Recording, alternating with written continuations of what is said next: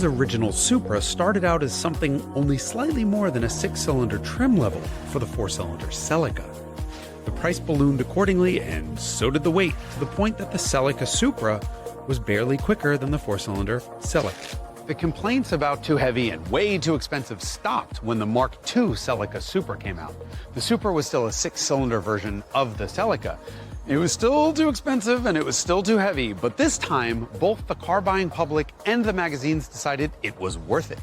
Car and Driver magazine spent a year with this muscular-looking thing and gushed all over it, using words like smitten, Jaguar E-Type, and a legend. Well, they were right about that. That praise paused when the third generation debuted. This was the first Supra that wasn't just a modified Celica. The Celica had switched to a front-wheel drive platform. The rear-wheel drive Supra was finally its very own model. It was still too expensive, but it wasn't merely just too heavy. It gained an outrageous 500 pounds over the last car. That didn't go over well.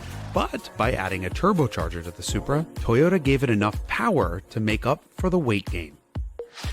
And it set the stage for the absolutely legendary Mark IV Supra, which shed some pounds thanks to some lightweight material and came in two strengths, naturally aspirated and twin sequential turbo versions of the world's most famous straight six, the 2JZ.